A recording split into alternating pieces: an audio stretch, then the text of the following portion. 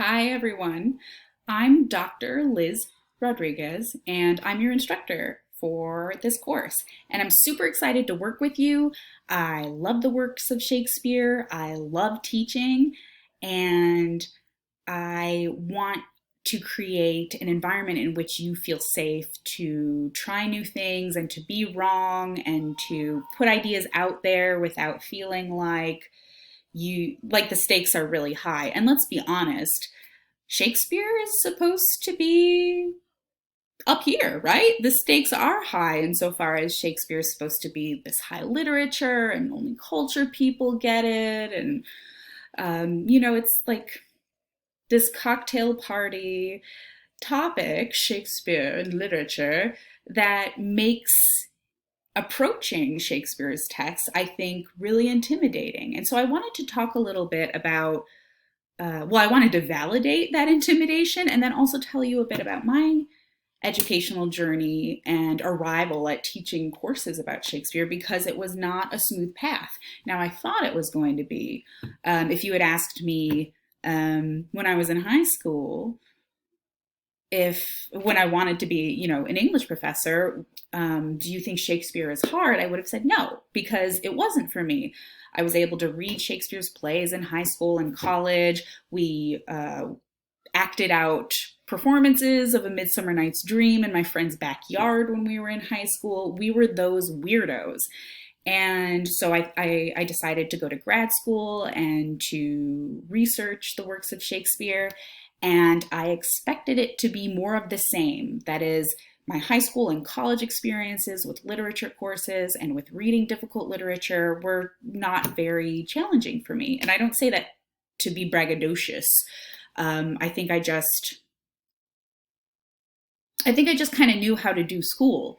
And so when I got to grad school and met all of these other people in my classes, I never had anything to say. And I felt super behind and I felt dumb and I felt ashamed. And I wondered if I belonged there. And I really struggled, in fact, in grad school, not with reading Shakespeare per se, but just with feeling like I had anything important to say to the people around me. And I think part of that is because I had this very fixed mindset that I was good at school, I was good at Shakespeare, I know how to look things up in a dictionary, I understand long, intricate sentences, like, I'm smart, I can do this. And I got to grad school and was still smart and felt like I couldn't do it. So it took me a really long time to finish grad school, and I did, thankfully. And one of the things that I think helped me with that was beginning my work at NEIU. During the day, I have a totally different job than teaching, or at least teaching English. I, in fact, teach faculty how to teach online. And my whole thing with teaching online is like it's a process and you have to communicate and you have to be gentle to your students and to yourself. And then I started working with some faculty in the Department of Psychology who hipped me to growth mindset. And it really made sense to me. This idea that if we perceive that we can improve ourselves, that will contribute to better performance and is definitely more productive than feeling bad about myself, right? It's not that I don't understand Shakespeare, it's that I am afraid and anxious that what I have to say isn't good enough. And so, how I approach things now, especially in my teaching, is it's okay if I don't know everything. It's okay if I don't have it all figured out. We're all learning this together. So I want you to feel safe in our online class, and I realize that that's a process and that's going to take time. But I really do encourage you to use this class as a way to think about your reading practices and what you assume about Shakespeare and about Shakespeare being hard, um, and to incorporate that into other parts of your life. Whether you're a student and you learn some techniques in this course for effective close reading, or perhaps you might also be a teacher as well as a student in this course. And then I look forward to sharing with you approaches to dealing with challenging content in a way that's accessible for students. Accessibility is another thing I want to discuss with respect to Shakespeare, is because he really is on this pedestal. Um, for better or for worse, he's part of the canon. He's part of who we think of as being the height of Western civilization. Again, for better or for worse, and we can have that discussion about why and whether Shakespeare deserves to be at that pinnacle. But I think that if we can all just be gentle on ourselves and gentle on each other, we can really use this course to work through these really rich, really wonderful texts. And that's something that I just can't get away from as I do the reading for this course and do the preparations and do my lesson plans. I just can't get over how much I still enjoy reading Shakespeare. And I will be perfectly honest with you, sometimes I do not know what the dude is talking about. I will be honest. By and large, I can just read a play and understand it, and that's after over 10 years of studying him professionally. But sometimes I will be reading a play that I've read a number of times before, and I just don't get it. I don't get it.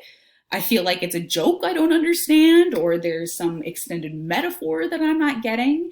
And in those cases, I slow down, I reread, but I also go and see what other people think. And so that's what I'm hoping we can do together in this course, is bring our best selves to these texts and to our work together, but ultimately be comfortable with learning from each other.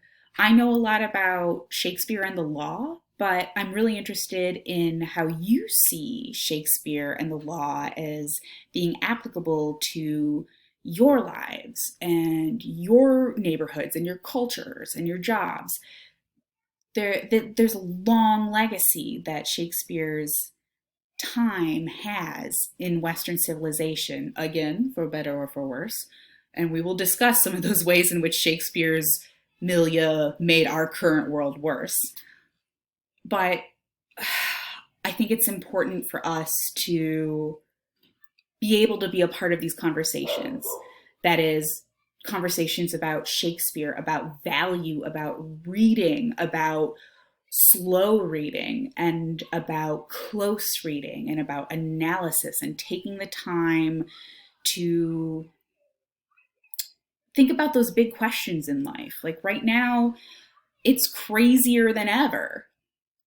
And I think that a return to stories about our values and our characters and our judgment can be really humanizing for us at a time when we're all looking at each other through screens, and can help us think about how to imagine a different kind of world, maybe a better world. So I'm getting a little bit sappy at the end of this video, but I just want to really set a tone here that we are in this together, and that we're going to support each other in our reading and in our growth as academics and as learners and as denizens of this wild world.